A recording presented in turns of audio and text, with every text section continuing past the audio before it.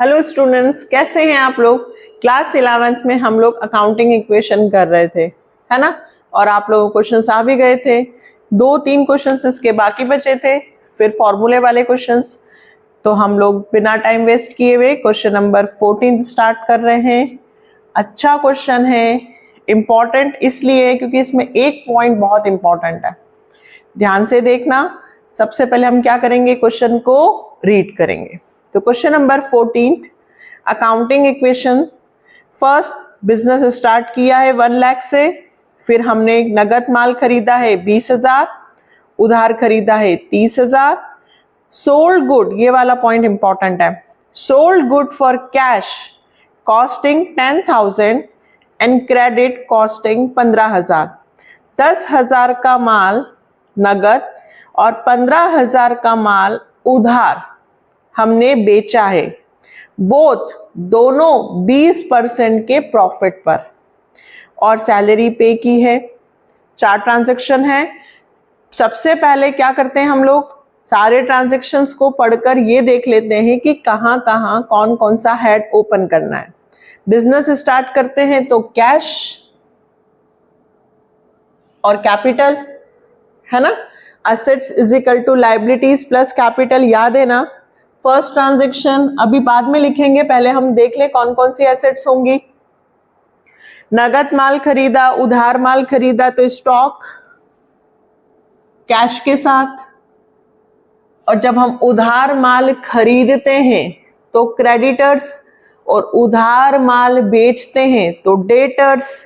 Credit sale के लिए कौन सा वर्ड यूज होता है बेटा, डेटर। जब हम उधार माल बेचते हैं तो डेटर जो एसेट्स में आता है, और उधार माल खरीदते हैं तो क्रेडिटर्स और कैपिटल। सैलरी पे की तो सैलरी, जब भी कोई भी एक्सपेंसेस हम पे करते हैं तो कैश भी डिक्रीज होता है और कैपिटल भी। तो हमने अपने सारे हेड लिख लिए। अब पहला, अभी सबका बैलेंस क्या है, 0। फर्स्ट बिजनेस स्टार्ट किया 1 लाख रुपए से, तो 1 लाख रुपए से कैश बढ़ेगा और 1 लाख रुपए से कैपिटल। यहां क्या लिखेंगे, बिजनेस स्टार्टेड, पूरा आप लिखेंगे विथ कैश। 1 लाख रुपए का कैश, स्टॉक में अभी कोई वैल्यू नहीं है, डेटर में कुछ नहीं है, क्रेडिटर्स में कुछ नहीं है, और capital 1 lakh. Next transaction, purchase good for cash, purchased good for cash and credit। नगद भी खरीदा है और उधार भी। नगद कितने का खरीदा है, 20,000, और उधार बेटा 30,000, ठीक है।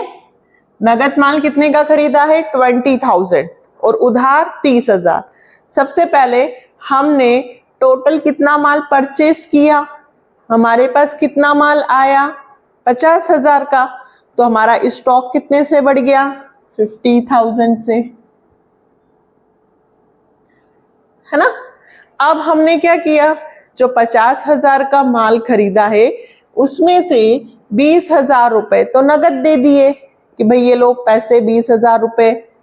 तो जितने रुपए नगद दिए तो उतना का कैश कम हो जाएगा। आपने कितना पेमेंट किया, 20,000, तो 20,000 से आपका कैश डिक्रीज हो गया, क्लियर। और 30,000 रुपए आपने उधार खरीदा है, मतलब ये पैसे हम अभी नहीं बल्कि थोड़े समय बाद देंगे, तो 30,000 रुपए का पेमेंट हम बाद में करेंगे। जब हम उधार माल खरीदते हैं तो क्रेडिटर्स बढ़ते हैं, क्योंकि लायबिलिटी है ना, बाद में पेमेंट करेंगे, अभी हमारे पास इतना पैसा नहीं है, हमने केवल 20,000 ही पे किए, 30,000 हम बाद में पेमेंट करेंगे। तो 30,000 से हमारे क्रेडिटर्स इंक्रीज हो गए। डेटर पे अभी कोई इंपैक्ट नहीं है और कैपिटल पे कोई इंपैक्ट नहीं है। फिर क्या लिखते थे हम, ऐसे लाइन खींचेंगे और यहां लिखेंगे न्यू इक्वेशन। क्या लिखेंगे बेटा?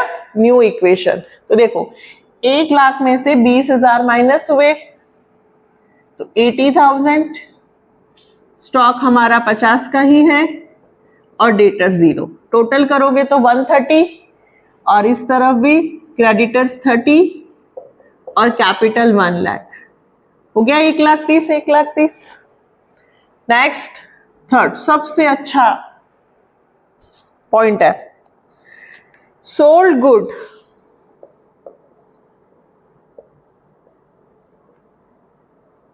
फॉर कैश कॉस्टिंग 10,000, ठीक है, और ऑन क्रेडिट कॉस्टिंग 15,000। दोनों बेचे हमने 20% के प्रॉफिट पर। वर्किंग नोट में बनाना है इसको, मैं आपको यहां पर सिखाती हूं वर्किंग नोट। सबसे पहले देखो 10,000 का माल, प्रॉफिट कितना? 20%।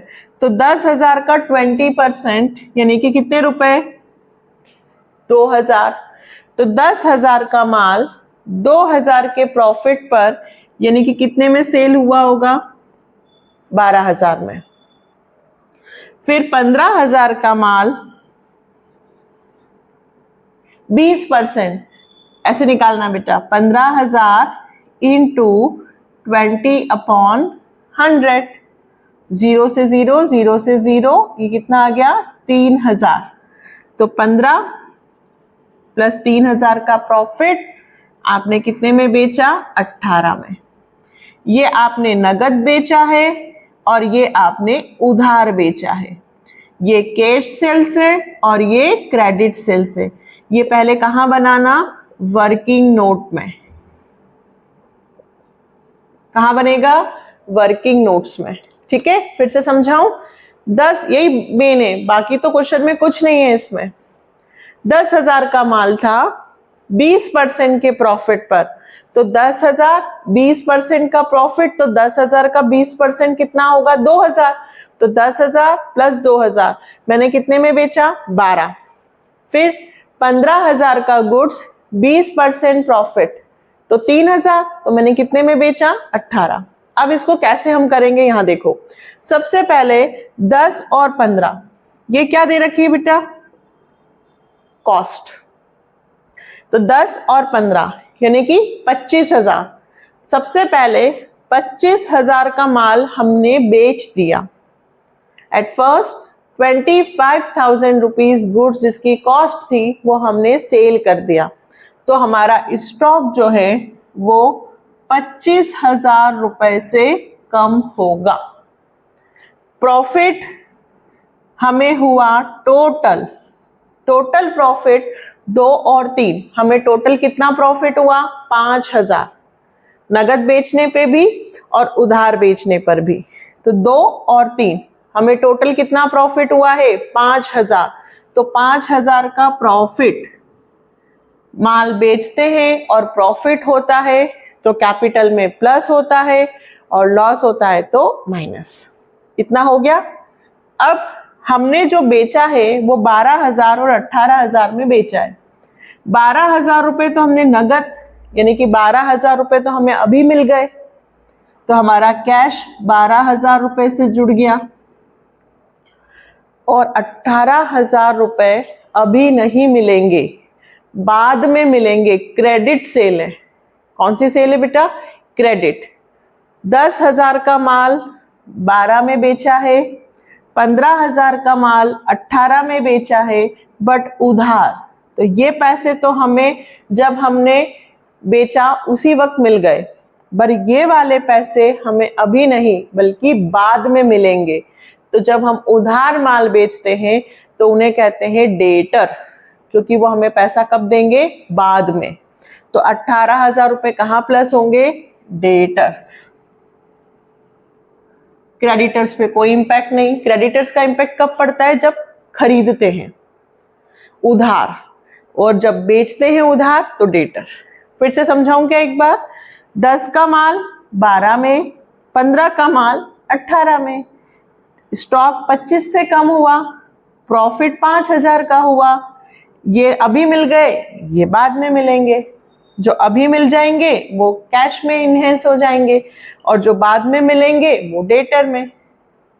बहुत इंपॉर्टेंट पॉइंट है, एग्जाम होगी, टेस्ट होगा, आएगा ही आएगा। तो न्यू इक्वेशन,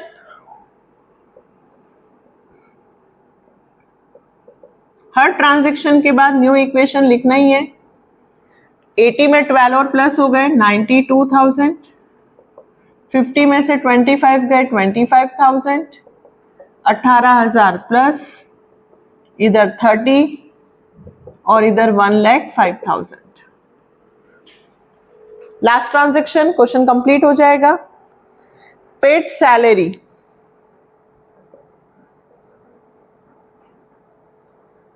₹8,000 की सैलरी पे की। तो 8,000 रुपए की सैलरी पे की तो आपके पास से कितने रुपए जाएंगे? 8,000। कैश में से 8,000 माइनस।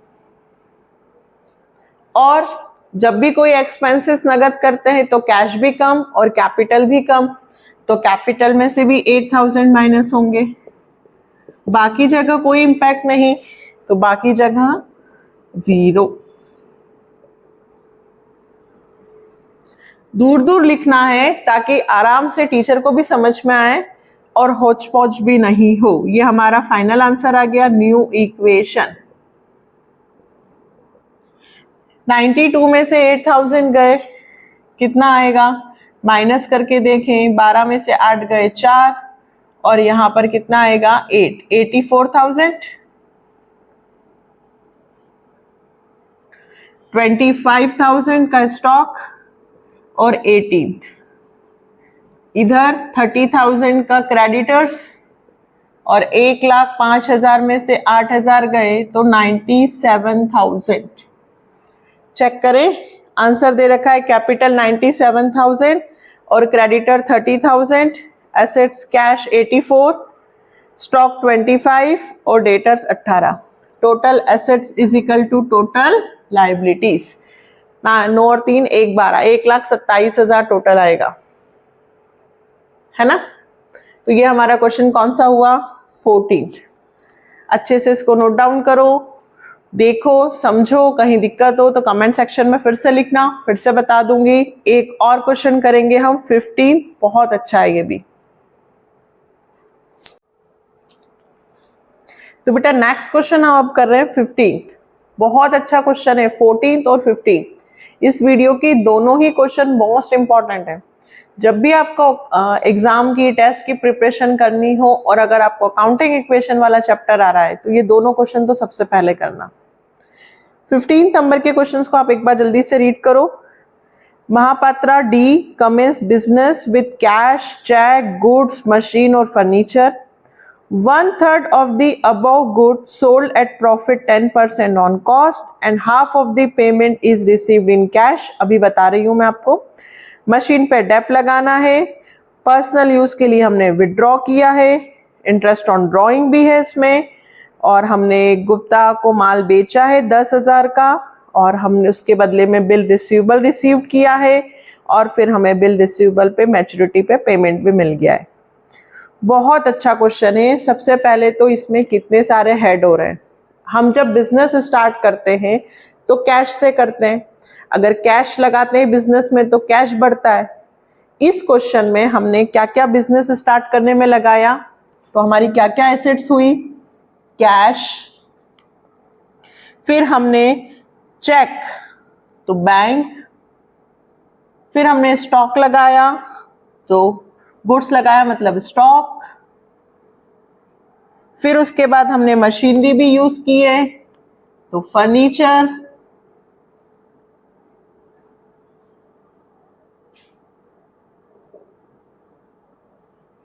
है ना। और उसके बाद हमने सेकंड वाले में गुड्स जो है वो आधा नगद और आधा उधार होगा, ऐसा तो डेटर्स क्रेडिट सेल्स के लिए, और उधार खरीदा तो नहीं है। बिल रिसीवेबल अभी समझाते हूँ, बिल रिसीवेबल क्या होगा। और इधर क्रेडिटर्स और कैपिटल। सबसे पहले जब हमने बिजनेस स्टार्ट किया है ना, तो बिजनेस स्टार्ट किया तो ये पूरा आप फर्स्ट ट्रांजैक्शन लिखेंगे, D Mahapatra commenced business start किया। किस किस से किया पूरा लिखेंगे। तो देखो सबसे पहले हमने बिजनेस स्टार्ट किया, 50,000 रुपए हमने कैश लगाया, तो 50,000 रुपए से हमारा कैश बढ़ेगा। 1,00,000 रुपए का चेक, 60,000 रुपए की हमारी स्टॉक,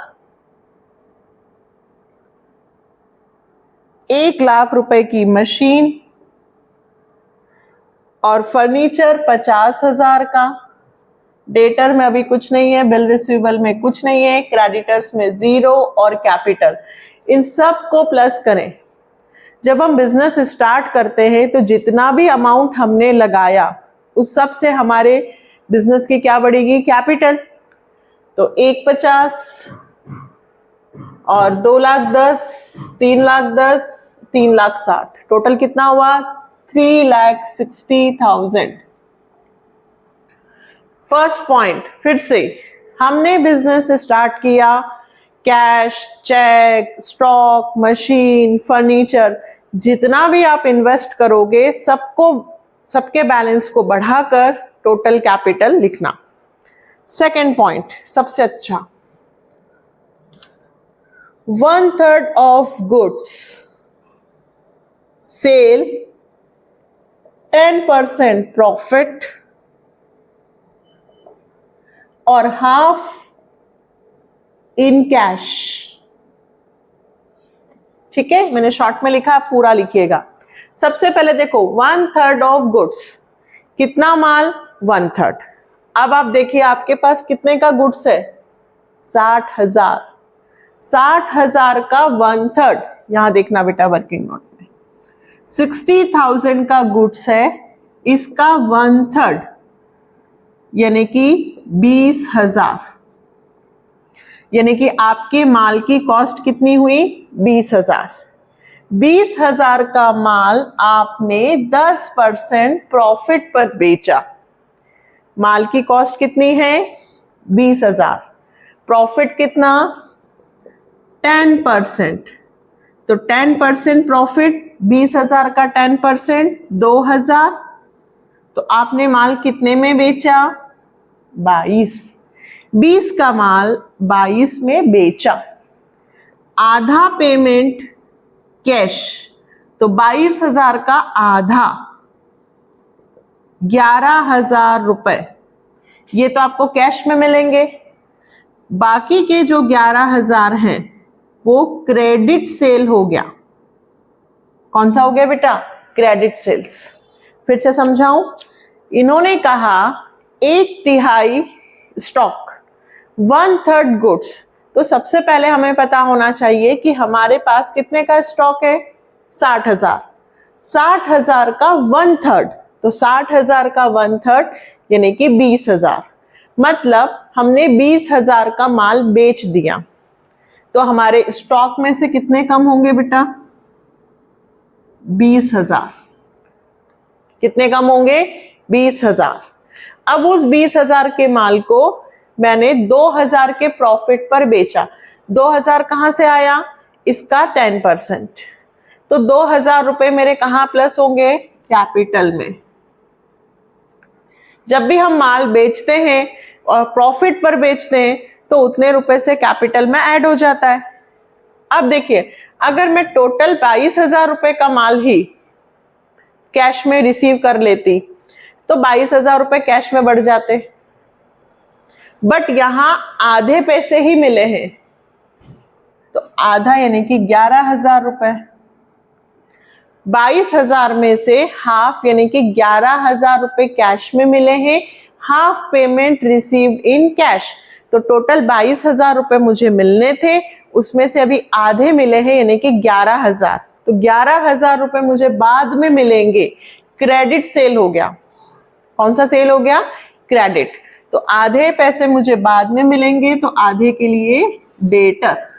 अभी बिल रिसीवेबल में कुछ नहीं है, क्रेडिटर्स में कुछ नहीं है, machine as it is, furniture as it is, bank as it is. बहुत अच्छा है, इसकी 2-3 बार प्रैक्टिस करना, नहीं आए तो फिर लिखना, मैं फिर इस पॉइंट के अलग से समझाऊंगी। न्यू इक्वेशन, 50,000 में 11,000 और प्लस हुए बेटा 61,000, 1,00,000 रुपए ऐसा ही रहेगा। 1/3 पार्ट चला गया यानी कि 40,000।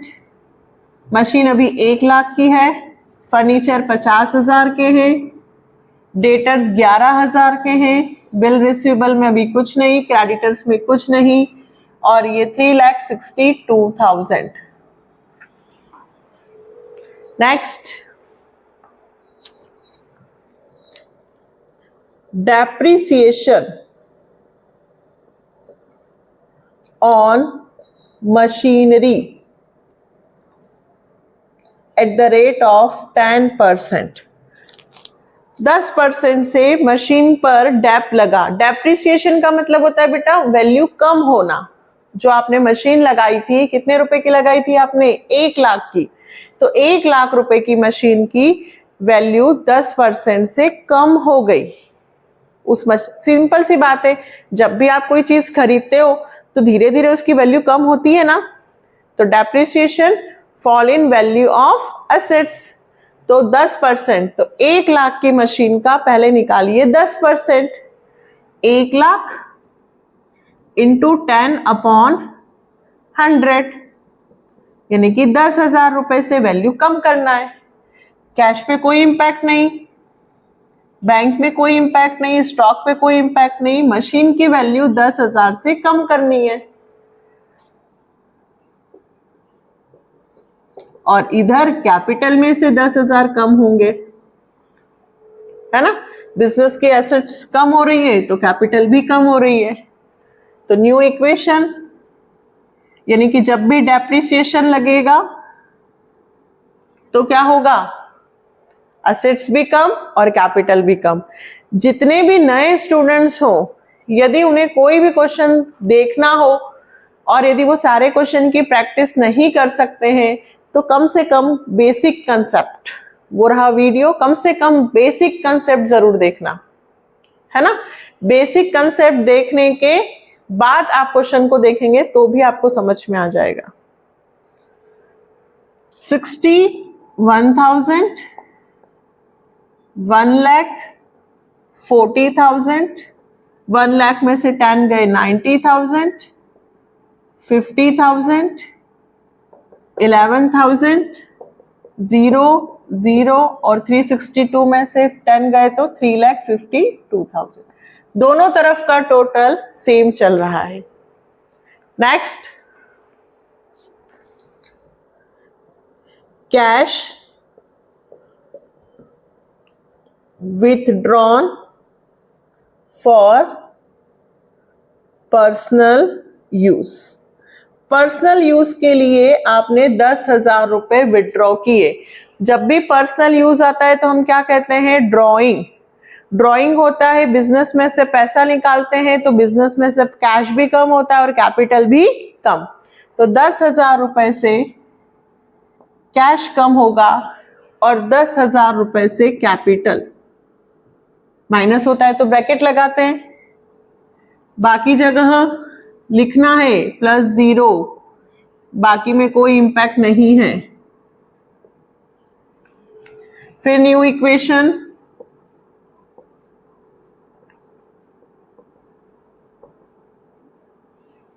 $61 में से 10 गया, 51,000, 1,40,000, 90,000, 50,000, 11,000, 0 0 और 3,42,000।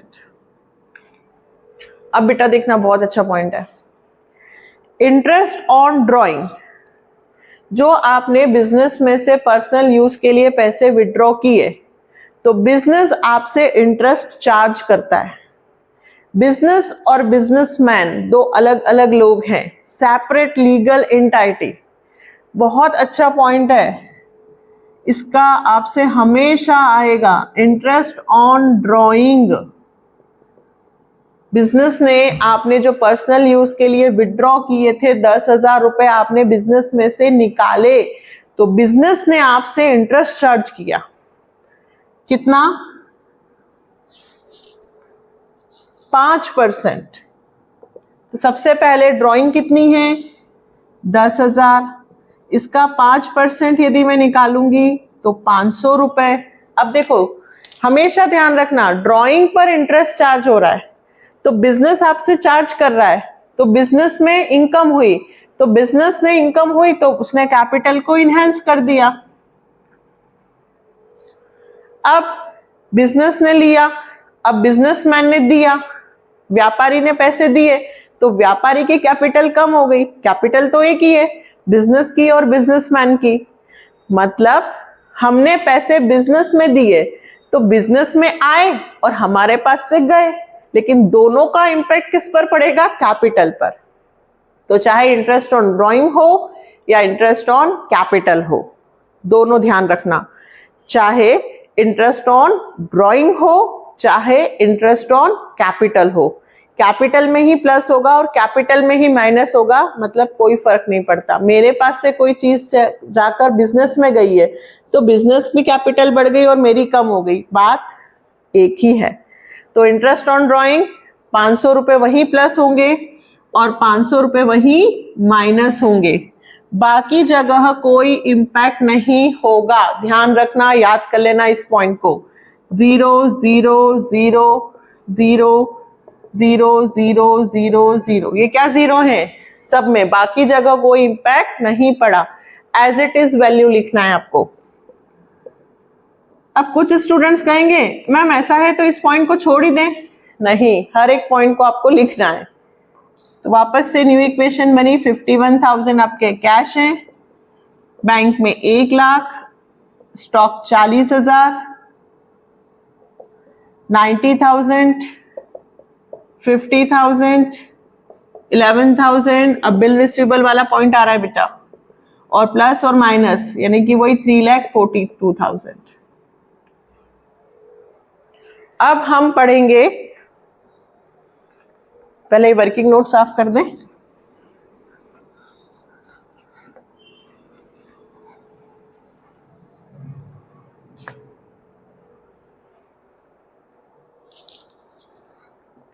लास्ट 2 बचे हैं हमारे, 6 और 7, ये सबसे ज्यादा इंपॉर्टेंट है बेटा।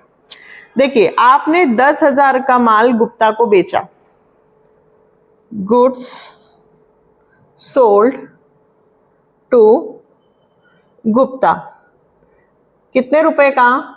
10,000 का।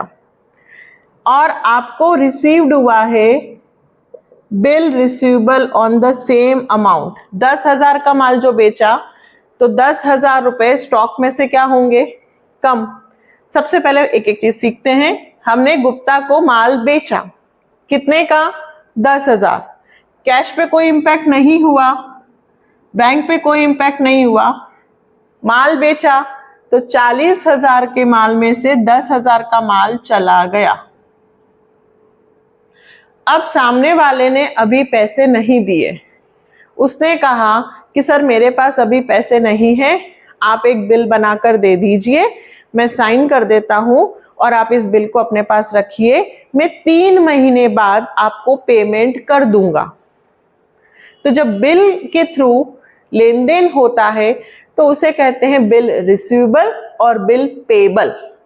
बिल एक ही है, हमें बिल का पेमेंट मिलेगा तो हमारे लिए वो बिल रिसीवेबल है, और जो गुप्ता जी हैं वो हमें पेमेंट करेंगे तो उनके लिए हुआ बिल पेबल।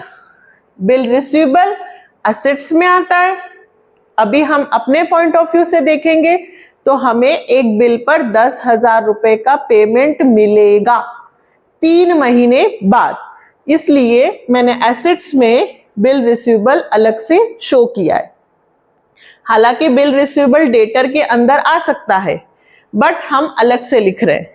एक बिल रिसीवेबल, बिल जिस पर 3 महीने बाद पेमेंट मिलेगा, इसलिए हम कहां लिखेंगे इसको? Asset side. 3 महीने बाद पेमेंट मिलेगा तो हमारे बिल रिसीवेबल 10,000 रुपए से बढ़ जाएंगे। स्टॉक कम हो गया क्योंकि हमने माल बेचा और पैसे कब मिलेंगे? 3 महीने बाद। तो बाकी जगह 0 और बिल रिसीवेबल जो अभी तक 0 चलता आ रहा था बेटा, वहां पे 10,000 रुपए से बिल रिसीवेबल बढ़ गए। इधर कोई इंपैक्ट नहीं, 0। तो न्यू इक्वेशन 51,000, 1 लाख, ये चेक है। 40 में से 10 का माल और चला गया, 30,000, 90,000, 50,000, 11,000, ये किस चीज के हैं? डेटर। और 10,000 से बिल रिसीवेबल भी आ गया, 0 और 3,42,000। लास्ट ट्रांजेक्शन, क्वेश्चन कंप्लीट हो जाएगा। 10,000 रुपए जो गुप्ता जी से हमें लेना था अगेंस्ट द बिल रिसीवेबल, 3 महीने बाद उन्होंने हमें पेमेंट कर दिया। जो बिल का हमें पेमेंट चाहिए था वो हमें उन्होंने दे दिया। Payment received against bill receivable, पूरा लिखिएगा। तो 10,000 रुपए हमें मिल गए, तो 10,000 रुपए से हमारा कैश बढ़ गया। Cheque, stock, machine, furniture, debtor पे कोई इंपैक्ट नहीं, बट बिल रिसीवेबल जो 10,000 का था उस पे पेमेंट मिल गया, तो बिल रिसीवेबल का अमाउंट 0 हो गया क्योंकि वो बिल तो गया। बिल पर जब आपको पेमेंट मिल गया तो वो बिल कैंसिल हो गया। तो जो बिल रिसीवेबल का अमाउंट 10,000 से बड़ा था, अब वो 10,000 रुपए से खत्म हो गया क्योंकि बिल कैंसिल हो गया, बिल का पेमेंट रिसीव्ड हो गया। बिल कैंसिल, बिल का पेमेंट आ गया, है ना। तो वापस इधर कोई इंपैक्ट नहीं हुआ। जरूरी नहीं होता है कि अकाउंटिंग इक्वेशन में दोनों ही साइड्स हर बार प्लस माइनस हो, यही प्लस और यही माइनस हो गए। तो फाइनली आंसर 51 में 10 प्लस हुए 61,000, 1,00,000, 30,000, 90,000, 50,000, 11,000 और बिल रिसीवेबल का पेमेंट नील। तो अब बिल रिसीवेबल हमें लिखने की जरूरत नहीं है। और इधर टोटल लायबिलिटी तो है ही नहीं, सिर्फ कैपिटल 3,42,000। तो इधर का टोटल कीजिए, क्या 3,42,000 आ रहा है? कैश 61,000, 1 लाख रुपए आपके बैंक में, 30,000 आपके स्टॉक में, 90,000 आपकी मशीन, 50,000 रुपए का आपका फर्नीचर, 11,000 रुपए के आपके debtor, 3,42,000। Total assets is equal to total liabilities plus capital. Liabilities की वैल्यू तो 0 है, तो कैपिटल 342 और इन सब का टोटल भी है 3,42,000। बहुत अच्छा क्वेश्चन है और डेफिनेटली आएगा। मैंने पूरी मेहनत की है कि आपको समझ में आए, बट अगर आपको कहीं भी ऐसा लगता है कि पॉइंट समझ में नहीं आया है, मैम से फिर से पूछना है, तो आप कमेंट सेक्शन में लिखना, मैं बिल्कुल आपको समझाऊंगी। ठीक है, तो ये हमारा हुआ 14 और 15। आप लोग देख भी रहे हैं, बट आप लोग सब्सक्राइब नहीं करते, शेयर्स नहीं करते, लाइक नहीं करते, कमेंट नहीं करते, ये गलत बात है। आप इन्हें भी करें तो मैं और अच्छे अच्छे बिजनेस और इकोनॉमिक्स के वीडियोस लाऊं 11th के लिए, है ना। तो जैसे ही आप ये वीडियो देखेंगे, लाइक्स भी कीजिएगा, शेयर भी कीजिएगा और सब्सक्राइब भी।